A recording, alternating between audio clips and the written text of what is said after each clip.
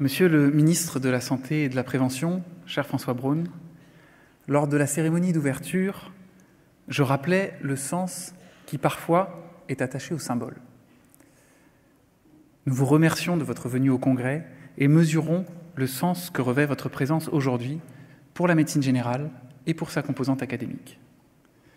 Le 23 septembre dernier, la ministre de l'Enseignement supérieur et de la Recherche et vous-même, monsieur le ministre de la Santé et de la Prévention, avez désigné 4 personnalités qualifiées pour une mission avec l'objectif de vous faire des propositions relatives aux modalités de mise en place de la phase de consolidation du diplôme d'études spécialisées en médecine générale. Mathilde Renker, interne de médecine générale à Nancy et ancienne présidente de l'ISNAR-IMG, le professeur Stéphane Oustric, président du conseil départemental de l'Ordre des médecins de Haute-Garonne et ancien président de la sous-section 5303 du CNU de médecine générale, et le professeur Nanou Pham, doyenne de l'UFR de médecine de Reims et ancienne vice-présidente de la conférence des doyens, et moi-même, président du CNGE, avons conduit une quarantaine d'entretiens de structures potentiellement impactées par l'évolution du DES. Avant de vous livrer une première synthèse du contenu des auditions, je tenais à remercier très chaleureusement mes 3 confrères pour avoir su faire rimer rigueur et convivialité tout au long de ce travail. Je tiens également à saluer les 4 inspecteurs en appui de la mission, messieurs Debeaupuis et Siamed, inspecteurs IGAS, et messieurs Lano et Van de Weg, inspecteurs IGESR. Merci de votre aide particulièrement précieuse. La mission précisait les objectifs qui nous étaient assignés et nous proposait une première liste de structures à auditionner que nous pouvions librement compléter. En premier lieu, nous avons écouté les représentants des étudiants et des internes qui nous ont fait des propositions très constructives. Vous avez souhaité que nous écoutions les représentants des patients et des usagers du système de santé.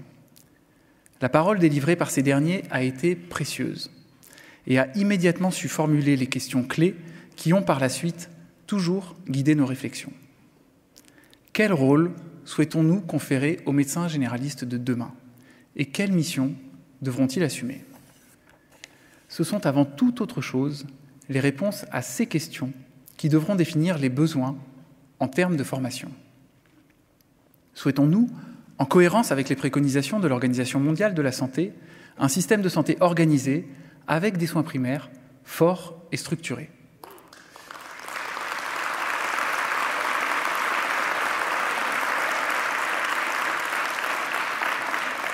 Les productions scientifiques depuis plus de 20 ans, de Barbara Starfield jusqu'aux travaux publiés récemment dans le JAMA ou le BJGP, en passant par les données de l'OCDE, accréditent l'idée qu'une corrélation solide existe entre le niveau de structuration et l'importance du rôle conféré aux soins primaires et l'amélioration d'indicateurs clés en santé.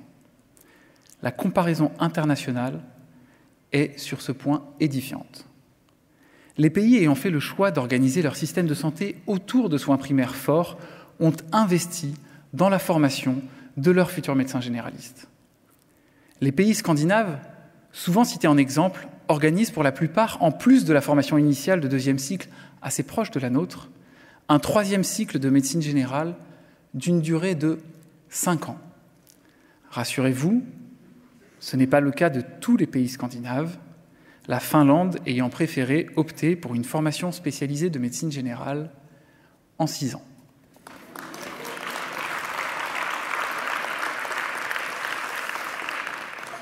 Si la question de la durée du DES est importante car elle cadre quantitativement les possibilités de formation, celle de son contenu et de sa qualité l'est encore plus. Le travail engagé depuis plus d'1 an par le comité de suivi de réforme du 3e cycle associant étudiants, doyens et enseignants de la discipline avait permis aux acteurs d'échanger régulièrement sur ce point. Ce cheminement préliminaire a permis de trouver avec l'ensemble des acteurs un solide consensus, notamment pour ce qui concerne la proposition de maquette du futur DES, revisitée dans son ensemble. En intégrant, conformément aux demandes des étudiants, un stage libre sur projet professionnel. En centrant la formation à la santé de la femme et de l'enfant au sein d'un stage couplé, facilitant l'accès aux terrains de stage les plus formateurs et ciblant mieux les besoins spécifiques liés à l'exercice ambulatoire.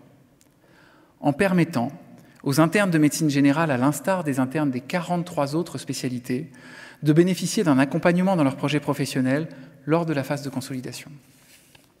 Cette dernière ayant notamment pour objectif de faciliter le suivi dans la durée des patients atteints de pathologies chroniques et de faciliter l'ancrage territorial des docteurs juniors, la mission recommande que dans le cadre d'un choix de stage semestriel, la règle soit la reconduction automatique du stage pour une durée totale de 1 an si le maître de stage et le docteur junior s'accordent sur cette poursuite.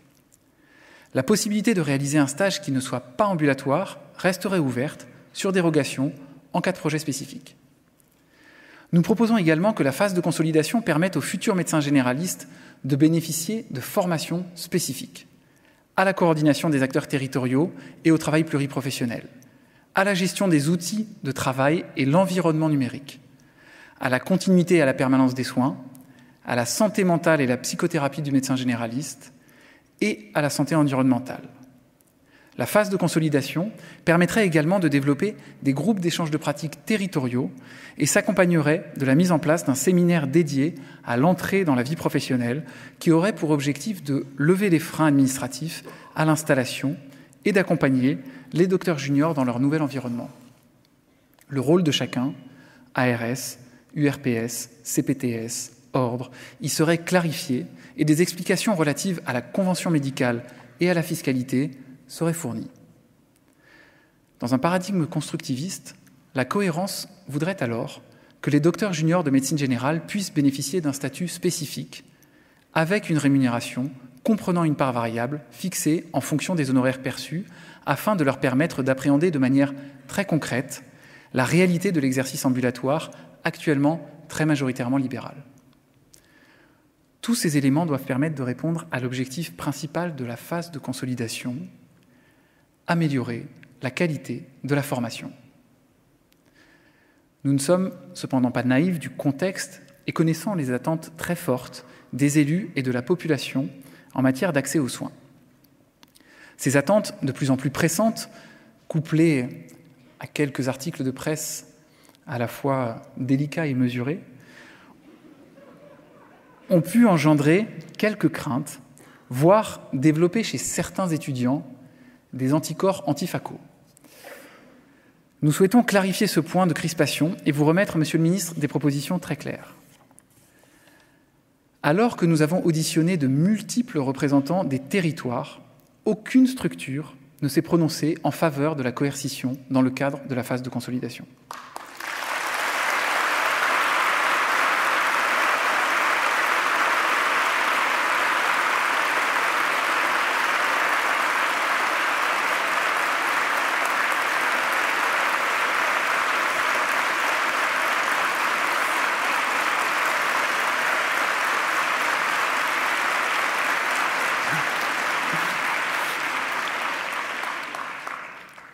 Je vous rappelle qu'on a un agenda. L'ensemble des acteurs concertés préconise que le choix de stage se fasse à l'échelle de la subdivision et que des exceptions soient permises, à l'instar des inter-CHU, uniquement sur projet professionnel. Les collectivités territoriales se disent prêtes à avancer sur des mesures d'accompagnement. Ces dernières sont attendues par les étudiants et leurs enseignants, qui plaident tous pour la mise en place d'un guichet unique répertoriant les conditions d'accueil des docteurs juniors sur un territoire donné. Enfin, et c'est peut-être le plus important, compte tenu de l'objectif principal de cette réforme qui est avant tout pédagogique, les internes devront systématiquement être encadrés par des maîtres de stage universitaires dans des lieux agréés en pratique ambulatoire dans lesquels exercent un ou plusieurs médecins généralistes.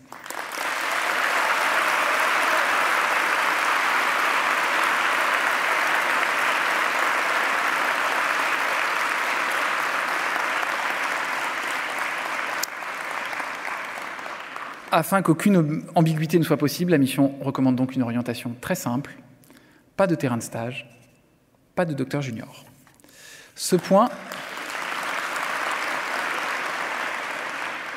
nous apparaît capital et fait peser la contrainte géographique sur les lieux de stage et sur les maîtres de stage universitaires, pas sur les étudiants. Afin de nous assurer de la faisabilité de la mise en place de la phase de consolidation dans les délais impartis, nous avons étudié l'évolution du nombre de maîtres de stage universitaires et leur répartition sur le territoire. Concernant leur nombre, vous pouvez voir ici, grâce à l'enquête annuelle réalisée par le CNGE, la dynamique insufflée. Ah, vous ne voyez pas du tout ici. Moi, je le vois bien, mais je ne sais pas. Bon, ça va peut-être arriver. La dynamique insufflée depuis 10 ans. Voilà, vous la voyez bien ici. Grâce à l'immense travail de terrain réalisé par les collèges régionaux et l'implication sans faille des départements universitaires de médecine générale, nous sommes passés de 5 428 maîtres de stage universitaires en 2011 à plus de 12 000 aujourd'hui, ce qui représente plus de 20% du corps professionnel des médecins généralistes en activité.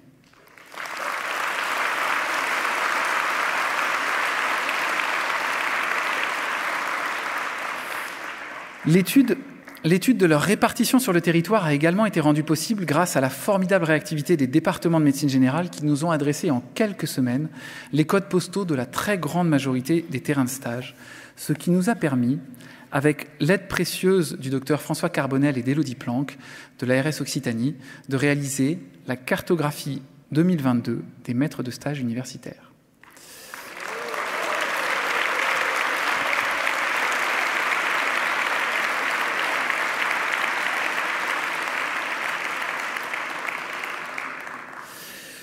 Alors, ça va charger. Une image valant mieux que 1000 mots. Je vous laisse prendre connaissance du résultat, voilà, avec les petits points qui représentent les maîtres de stage. Vous pouvez constater que les MSU ne sont pas cantonnés dans les métropoles et leur maillage territorial représente un atout précieux pour l'accès aux soins de la population et pour la formation. Et à l'instar de ce qui est précieux, il faut en prendre soin.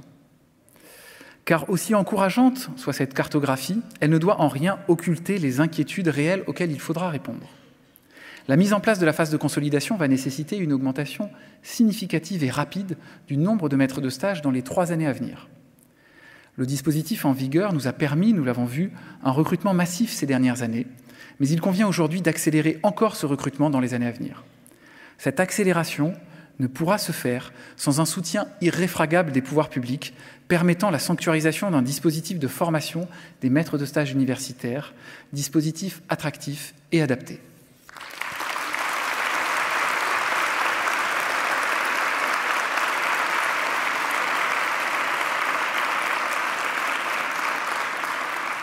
Le statut des maîtres de stage devra également être valorisé, en permettant par exemple une indemnité spécifique lorsqu'ils s'investissent dans la direction de thèse. La mise en place de la phase de consolidation va également largement impacter les départements universitaires de médecine générale. La mission souhaite là aussi adresser un message très clair sur ce point. Le succès de cette réforme est intimement lié à l'absolue nécessité d'augmenter très significativement le nombre d'enseignants, titulaires, associés, chefs de clinique,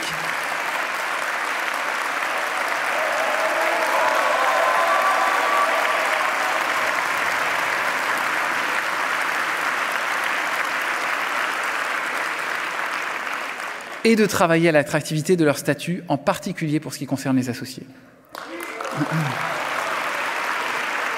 Enfin, la gestion d'une année supplémentaire de stage pour les internes de médecine générale, dont le nombre ne fera qu'augmenter durant les prochaines années, nécessitera également des moyens supplémentaires à l'endroit des scolarités, afin de créer dans chaque UFR un poste de gestionnaire de scolarité dédié à la mise en place de la phase de consolidation.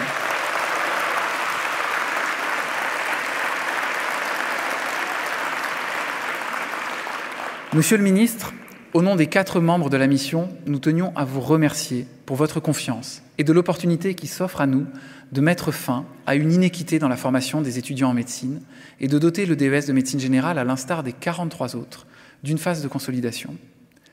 L'ensemble des consultations effectuées nous enjoignent à vous proposer de mettre en place une 4e année de DES centrée sur les besoins d'apprentissage des étudiants, loin des fantasmes coercitifs inopérants. Nous vous remettrons le rapport définitif avant la fin du mois de janvier, afin que l'ensemble des textes réglementaires puissent être publiés précocement, et ce, dans le plus grand respect des étudiants préparant aujourd'hui les ECN, qui pourront ainsi effectuer un choix éclairé. Je vous remercie beaucoup.